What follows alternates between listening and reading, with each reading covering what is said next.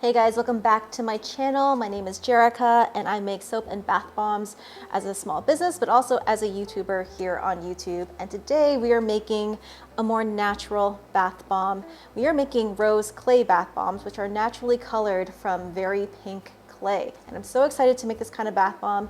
I usually make very bright, flashy bath bombs using dyes, which make really nice water displays when you disperse them in a bath. But not everyone is into that kind of bath bomb. So I figured that this type of video is for that person who likes a more natural approach when it comes to bath bombs. So let's get started. The majority of most bath bombs are made out of baking soda and citric acid, and I like using the Arm & Hammer brand of baking soda, but I've heard that they've made an update to their baking soda and they now have an anti-clumping ingredient with their baking soda. So if you're gonna go with Arm & Hammer, make sure if you can that that batch of baking soda doesn't have that anti-clumping stuff in it, because that's gonna make it super hard for you to make bath bombs because you need the clumping power of the baking soda to form the bath bomb. I'm not surprised that they added that because, as you can see from me scooping this baking soda into the bowl, that it's quite chunky. Some people actually sieve, is that the right word? Sieve their baking soda through a sifter to get the clumps out. I don't do that step, but if you have been making bath bombs and they haven't been working out, check into that. See if the baking soda that you're using has that anti-clumping ingredient in there. I get my baking soda from Costco because for me it's some of the cheapest baking soda you can get. You can get baking soda from most soap suppliers, from Amazon. So I've added a little bit of distilled water to this baking soda to prime it, and I'm going to get it going in my mixer at a really slow speed, the slowest speed that I can do on my KitchenAid. Next, I'm going to bring together my dry ingredients, starting with some cornstarch. Next, we're going to add some rose kaolin clay, and it's a beautiful, naturally pink clay. I made some gorgeous soap with this stuff, and I do love it very much. And what clay does to a bath bomb is help make that water super soft and silky, and it will also naturally give the bath bombs a beautiful, soft, dusty pink color. To help give the water an extra smooth and silky feel, we're also adding some arrowroot to the bath bomb, which is something new that I'm trying out. I really like playing around with different powders for bath bombs to see what each one does to the bath. And it really does make a difference depending on what you add to the bath bomb. It's not just about the baking soda and the citric acid, but all these other ingredients really come together to create a different experience each time. Next, I'm going to add some cream of tartar, which makes for a very hard bath bomb. Cream of tartar also has a lot of weight to it, so if you're finding that your bath bombs are sinking, try tweaking the cream of tartar amount, because if you have too much cream of tartar, that can really weigh your bath bomb down. And next, we're going to add some nice foam to the bath bomb by adding some SLSA powder. And not only does this help with your bath bomb's foam, but it also helps to slow down the fizz of the bath bomb so it doesn't fizz out too fast in a couple of minutes. It really helps draw it out. So if you're finding that your bath bomb is lasting a little bit too long for your liking, try tweaking the SLSA amount. So I'm going to add these dry ingredients to the mixing baking soda and come right back. Now we're going to add our wet ingredients, starting with some shea butter. For bath bombs, shea butter helps make a harder bomb, but also adds a nice, soothing, moisturizing element to the bath. I love adding shea butter to all of my bath bombs, but you could also use cocoa butter. Any butter, really. All of it feels lovely, but you don't want to use too much because, like cream of tartar, it can really weigh down your bath bomb. So I'm just going to microwave this until it's all melted before I add my other wet ingredients to it. So I've melted down my shea butter. To this, we are going to add some polysorbate 80. And what polysorbate 80 does is to help these oils that I'm using in this bath bomb to disperse more evenly in the water. I'm basically avoiding that layer of oil that can sit at the very top and might cause a ring around your tub. Next, I'm adding some isopropyl alcohol. And what this does is to help wet the mix enough so that I'm able to mold it, but it dissolves and evaporates fully, and it doesn't cause any of the ingredients to activate like the way water would. Next, I'm going to add a liquid oil, which will also help with making the bath bomb mix moldable, but also will add a nice hydrating element to the bath bomb. I'm using a hemp seed oil, but you can use any light oil, that'll work. So you can really play around with different oils, with different butters to see what type of bath bomb you can come up with. And it's really, the possibilities are endless. And then last, I'm gonna add my fragrance oil, and I'm gonna be using Bramble Berry's Wild Rose fragrance oil. And I use this for my soaps, and I wanna use it for my bath bombs. It's a true rose scent. It smells very floral, very green. So if you're a fan of roses, this is a good one. I thought for a bath, it would be perfect just on its own because the smell of roses is so soothing, especially in a bath. All right, so I'm going to add this to my bath bomb mix and come back. And the very last ingredient that I'm gonna be adding is citric acid. I'm gonna add this to the mix and come back and show you what we've got.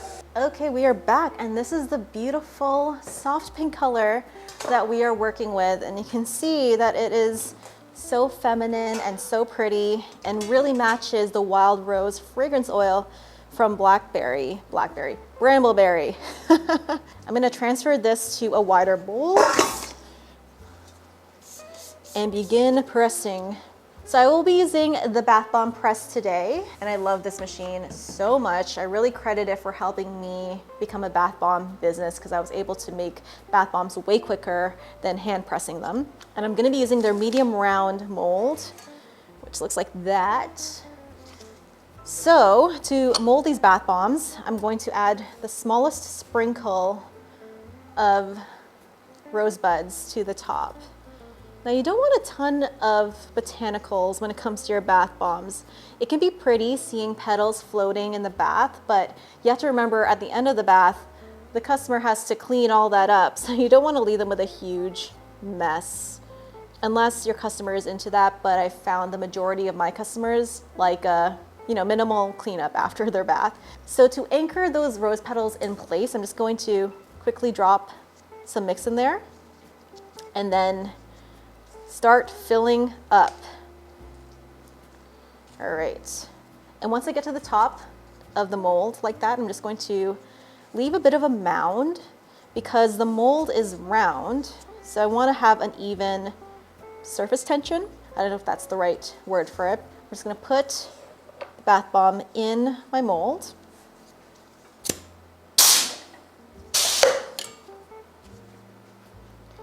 That's what that looks like. Into a mold, I just give it a bit of a twist, flip it over, and it'll fall into my hand. And that's what that bath bomb looks like. And it's so pretty, so simple, but also extremely sophisticated. Gorgeous. Now my rose petals are coming out more to the side. I don't hate that, but it's not what I'm trying to do. So I wonder if I drop like a bunch like directly on top, if that'll help. There you go. I don't know if that'll do anything. One thing I do want to try with bath bombs in 2024 is trying all the different botanicals, is trying all the different types of powders, and there's so many. I recently got a whole bunch of rhubarb powder from Amazon because I've heard that rhubarb powder can naturally color soap a very vibrant pink. So I want to experiment with that. But it might be cool to make bath bombs with that. So for these bath bombs, I'm trying out arrowroot powder, and you can see that they're forming quite nicely. Yes, you can see the petals ended up more on the top, which is what I'm intending. It's really hard to get that angle. There you go. Bath bombs are forming quite well with the arrowroot powder. I'm pleasantly surprised by that. But this pretty soft pink color, I love it. It's so gorgeous. One thing I am noticing with the arrowroot powder though is that when I press the bath bombs, a lot more flies up in the air. More so than usual. So I'm wondering if that's the arrowroot. But you can see sometimes the bath bomb doesn't fall in my hand as fast as I want it to. So I'll show you a little trick that I actually learned from Adiane Arsenault, who also makes bath bombs on her channel, La Fille de la Mer. Is that her channel name or is that her company name? I know that's her soap company name. But anywho, if you're making bath bombs using this bath bomb machine and you're finding that the bath bomb is not coming out the way it should, here's what you can do. So flip it on your hand if it's not coming out. Oh, it actually fell into my hand, but you can expose the top of the bath bomb like this, and actually just put it underneath and push up, and that will bring the bath bomb down into your palm without breaking it. It's a pretty neat trick. But these bath bombs are forming super well. My bath bomb recipes are always evolving. I think that's what people don't understand about me. I'm always trying different things, because even though my original bath bomb recipe that my channel became known for does really well and it presses really well, I have tried so many things since then, and I've made countless other tweaks to the recipe just based off of customer feedback and based off of my own observations and preferences. So see, it's not coming down. Finally have one that's stubborn. Show you, just place it underneath here, push up, and it'll fall into your palm beautifully. There you go. Another reason why you don't want a ton of botanicals also in your bath bomb is it's gonna make it super hard to wrap up and package. The petals are gonna end up everywhere, and you really don't want to deal with all that mess. You have so much going on already as a small business. Don't want to be worrying about adding extra time.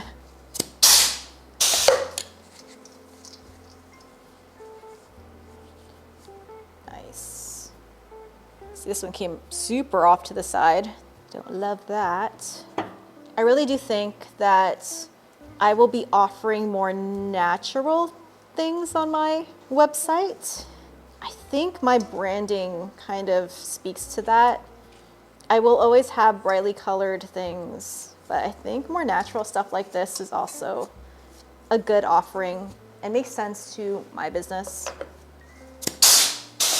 My unscented cream is selling really well, better than some of my other scents. So I think one of the things I want to try is an unscented soap.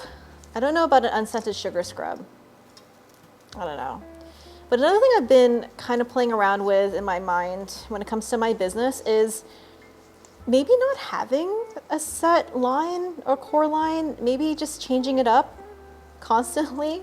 I don't know, like for some businesses it makes so much sense to stick with a set of scents and offer those all the time. But when your business is kind of modeled after being known for having a soap making channel on social media, whether that's on YouTube or on TikTok or on Instagram, kind of changing it up makes sense to me.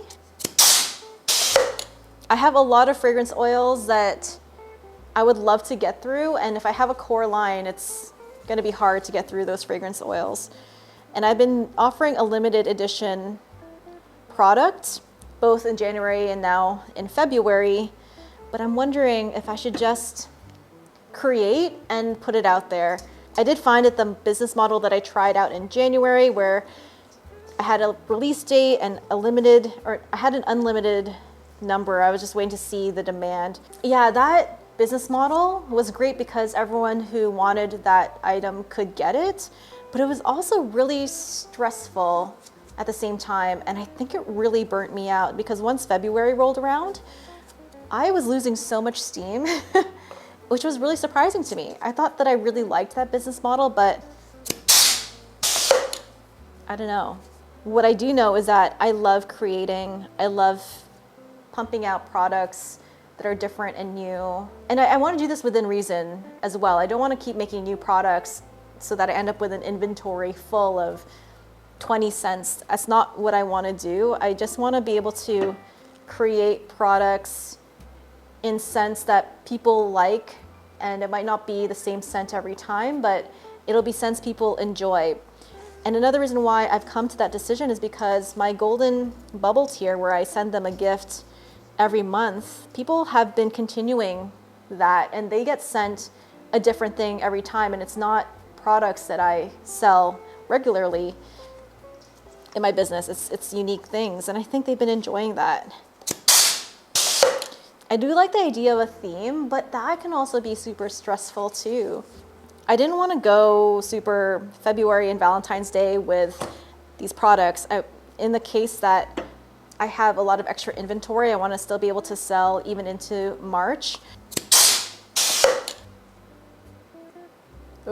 And here are the finished pressed bath bombs. That soft pink is really coming through beautifully on this camera, and that pop of red with the rose petals just looks absolutely gorgeous. These all pressed gorgeously. I'm very, very pleased about that. So I'm going to put these away, let these dry, and show you what they look like tomorrow, and then do a demo. We are back. It is the next day, and these are how the bath bombs have dried, and they dried perfectly. And you just pop them out like so, and you get the most perfect round bath bombs. And this isn't just my recipe, it's this gorgeous bath bomb tray that I got from the Bath Bomb Press that really helps keep these bath bombs super round and actually pretty professional looking. You can see these being sold at a store, I think. But this soft pink peachy color with that really bold magenta red of the petals together, that is just so gorgeous. They dry super well. Let's go ahead and do a demo of these bath bombs. So we are here in my bathroom, and I'm about to demo this beauty in my bathtub. I'm gonna drop this in. Wow. It should pop up. Oh, there it is. It's popped up now.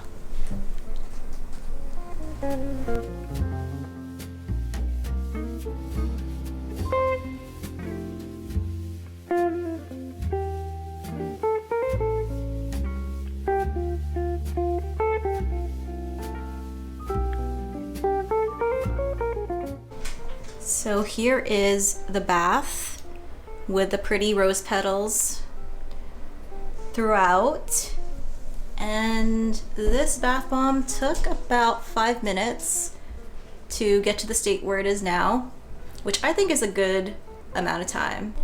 The water feels so silky and so soft, and that's definitely the arrowroot.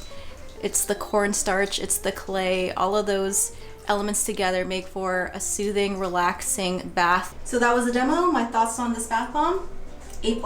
I absolutely love how these bath bombs turned out. Let me know in the comments what you guys think. Do you prefer bath bombs that have been colored with dyes to get that gorgeous color show, or do you much prefer more natural bath bombs that are not super colorful but still give a really soothing, relaxing bath? And in this case, super silky water because of the arrowroot powder. If you guys are interested in buying this bath bomb, I have a link to them down below. They should be available as of today. There is not a limited quantity. Whoever wants to buy these will get their hands on them. I will have them for sale up until the end of the month. So go ahead and purchase. And it's not a pre-sale. I've decided not to do that. I've decided that the pre-sale model is kind of stressful for me. So I'm just going to ship them whenever the products are ready. And that also goes for the soaps that I have available for February. You can buy them today, and as well as the sugar scrubs. The quantities are not limited. Go ahead and purchase them if they interest you. And for those who choose to do that, thank you so much. You guys are awesome. But if you want to make these bath bombs yourself, you can also do that. I have a link to the recipe with all of the steps and all of the ingredients, as well as a dedicated blog post which walks through the steps and also talks about the ingredients. That's available on my Patreon, which is linked down below. And on that post, you will find a really handy printable PDF, which I think is super useful when you're making things, to have a piece of paper there that you can write notes on. But that is the video for today. Thank you so much for watching, and until the next one, keep smiling, keep being awesome, and I will see you in that next video. Bye guys.